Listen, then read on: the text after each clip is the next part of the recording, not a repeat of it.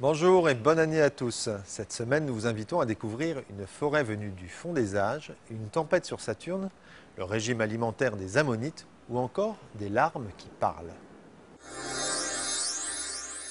Le réchauffement climatique débouche parfois sur d'étonnantes découvertes. Ainsi, dans le nord du Canada, sur l'île d'Ellesmere, la fonte des glaces a pu révéler les restes d'une forêt momifiée. Selon l'équipe américaine à l'origine de cette découverte, cette forêt aurait entre 2 et 8 millions d'années. Malgré cela, des restes de branches, de racines et même de feuilles ont pu être retrouvés dans un parfait état de conservation. La matière organique y est encore présente et des analyses ADN paraissent même envisageables. Découvrir une forêt ainsi momifiée n'est pas chose si rare, mais celle-ci présente un intérêt particulier. Il y a 11 millions d'années, la Terre rentrait dans une nouvelle phase de refroidissement. Cette forêt, figée quelques millions d'années après, permet de mieux comprendre comment la nature, et en particulier les plantes, peuvent s'adapter à un changement climatique. Habituellement, au télescope, la planète Saturne, ça ressemble plutôt à ça. Mais depuis décembre, une tache blanche est apparue dans l'hémisphère nord de la planète géante. D'abord très petite, elle s'est finalement étendue pour atteindre à la fin de l'année des dimensions étonnantes, 50 000 km sur environ 10 000 km. Il s'agit en fait d'une tempête géante venue perturber le système nuageux de la planète. Un phénomène assez rare puisque le dernier en date remonte à 1990.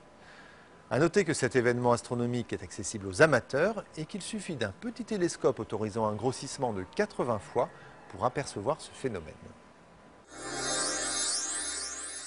Il y a 340 millions d'années, les Ammonites peuplaient massivement les océans de la planète.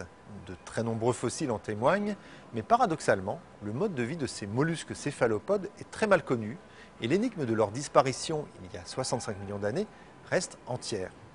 Une équipe internationale dirigée par Isabelle Cruta du Muséum d'histoire naturelle de Paris vient d'apporter un élément de réponse.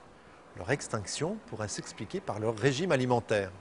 En analysant 3 spécimens au rayon X dans un synchrotron, les chercheurs ont pu reconstituer l'ensemble de leur appareil buccal formé de 2 mâchoires et d'une radula, une langue râpeuse couverte de dents spécifique aux mollusques.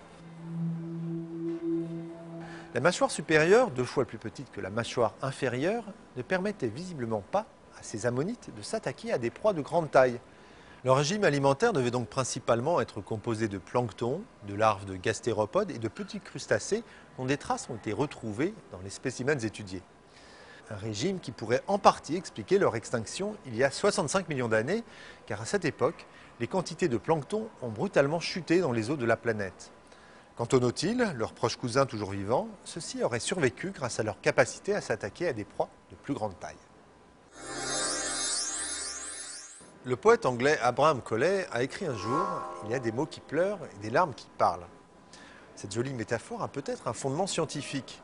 Des chercheurs israéliens viennent en effet de montrer que les larmes d'émotion pourraient parler en transmettant un message chimique.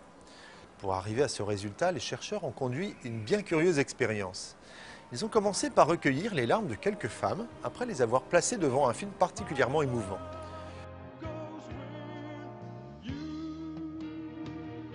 Puis, ces larmes ont été déposées sous les narines de cobayes masculins à qui l'on a demandé de noter une série de visages féminins plus ou moins tristes et attirants. Résultat, les hommes sont plus sensibles aux expressions tristes lorsqu'ils ont été soumis à de vraies larmes féminines. En poursuivant l'expérience, les chercheurs ont montré que ces larmes avaient tendance à réduire le taux de testostérone et l'activité des parties cérébrales d'ordinaire liées à l'attraction sexuelle. Des modifications physiologiques qui pourraient favoriser une attitude pleine de tendresse chez l'homme. Reste maintenant à identifier la molécule chimique cachée au creux des larmes et à conduire la même expérience avec des larmes masculines. Substance peut-être plus difficile à obtenir. Voilà, ce numéro est terminé. On se retrouve vendredi prochain dans cette même émission pour une nouvelle revue de l'actualité scientifique ou bien sur scienceactualité.fr, le site de la rédaction. À la semaine prochaine.